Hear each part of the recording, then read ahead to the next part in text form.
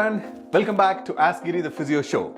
Today's topic is monkey shrugs. What is monkey shrugs and how to fix your tight trapezius? Let's dive in right away. This is episode 21 and season 2. We all know where trapezius is, right? So you can see in the picture little anatomy. It's a very big muscle, right? A lot of people know this upper trapezius right here. It actually, if you see in the picture, it goes like that and then comes down like this. Your upper trapezius, middle trapezius and lower trapezius. But this is the muscle usually overblamed by the patients and also some therapists. Because every time you go, oh, you got really tight trapezius, let me release it, right? So that's the cause for everything. It's overblamed and also like overworked on muscle in the body. Being a physiotherapist for 20 plus years, I know how bad rep that muscle gets. There are some muscles in our body actually get really overblamed. Trapezius is one of them. So is major, like your hip flexors, the psoas muscle is the second one. The third one, your glutes. You know, these three guys, and IT band, I should say, it's not even a muscle. But these are the four guys, the poor guys in your body get all the blame all the time. And one more guy is piriformis, right? Your upper trapezius, your glutes, your piriformis, your psoas major, your IT band gets blamed for every little thing. Okay? Today's topic, we're only going to deal with trapezius. Let's look into that. So, what is tightness? Upper traps is always getting blamed, you know that. Is it really tight? Or is it weak? Or is it fatigued from everything you do from your day-to-day life, right? Is tightness equal to shortening? I do not feel any tightness in my hamstrings at all. But when I try to bend down, touch the toes, I can't because I have short hamstrings. I have anatomically short hamstrings, but I don't feel any tightness. So, tightness not literally mean shortening. So, that is not right statement. Is tightness equal to tissue hardness? That's wrong as well. So Anderson et al. In 2010 have done very nice research, and the conclusion was the increased pain sensitivity in the upper trapezius does not equal to the tissue hardness in the muscle. So tightness, it's not equal to tissue hardness. That is a wrong statement as well. So what's the right statement? What does the research say? Tightness is basically an unpleasant subjective sensation. You just feel that's tight, and also that gets into your mind, oh my God, rock solid. Then sometimes you work with practitioners, they touch it and they say, oh my God, this is like a rock.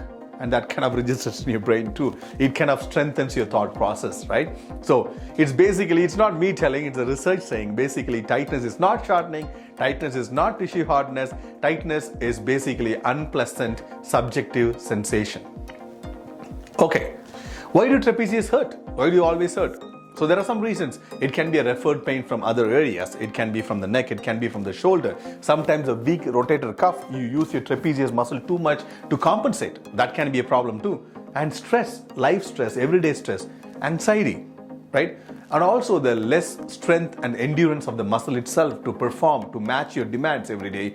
And fatigues, that also makes it sore. And very poor postural habits, slouched posture, and not supporting your elbows when you're working with the computers, hanging elbows, all those postural habits makes your trapezius hurt. Okay, just a quick anatomy, not going into too much detail of the trapezius. You can see that big muscle coming from all the way from the occiput area all the way to the lower back in that area. So you see the three upper trapezius and the three sections, you know. The upper one kind of, the lower fibers actually depresses your scapula with your shoulder blade down. The middle fibers, okay, let me show it in the hand. So this is your shoulder blade. So the lower trapezius apparently depresses the scapula with the shoulder blade. The middle one basically retracts, bringing it towards the spine. And that upper trapezius apparently upwardly rotates your scapula. So they don't work in isolation. Okay, remember that. They work together. So the upper trapezius actually, the research is saying that it's not actually anatomically positioned in such a way it can rotate the scapula upwards, right? You see the anatomical direction. It cannot rotate the scapula like that. So when you try to reach your arm sideways, your serratus anterior muscle is the one try to bring the scapula out first. And then it kind of coordinated with the lower fibers. Then once it's initiated that, then the upper trapezius comes in and takes over for the rest of the rotation. So upper trapezius doesn't start the upward rotation actually. So that's something you have to understand. Depends on the direction of the muscle fibers, how it works together. Okay, so as I said, these different parts, the three different parts of the muscle, they don't work in isolation. They work in sync to do that completion of the movement and the control, and also avoid the compensatory pulls from the other muscles around your shoulder blade and the ribs, especially serratus anterior.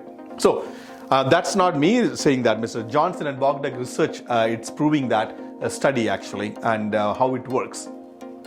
And that's kind of a background information we need to know for why monkey shrugs is very important.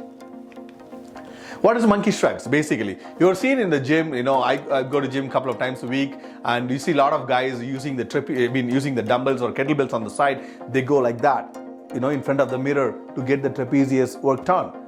And because the upper trapezius doesn't rotate or work at 0 degrees of abduction in your arms, right? That is why the highly effective way to work your upper trapezius is kind of take your elbow out, like about 30 degrees of abduction in your arm, and keep your thing here, keep your arms here, and use a dumbbell or kettlebell, doesn't matter. Then you go, right? That's why monkey shrug is. So kind of like that, right? Like that. So because the action looks like a monkey, I guess that's why the name came, monkey shrugs. So if you want to work your trapezius, that is a highly effective way of doing that exercise. That's very important. And strengthening exercises for the trapezius is very, very important. If you have trapezius problem and tightness, it is weak. So strengthen it. Don't stretch it. Right? This is the stretch people usually do for the trapezius most of the time. Okay. Another thing you have to understand, when you do this kind of a shrug, what happens? There's another muscle called levator scapulae coming from there to there.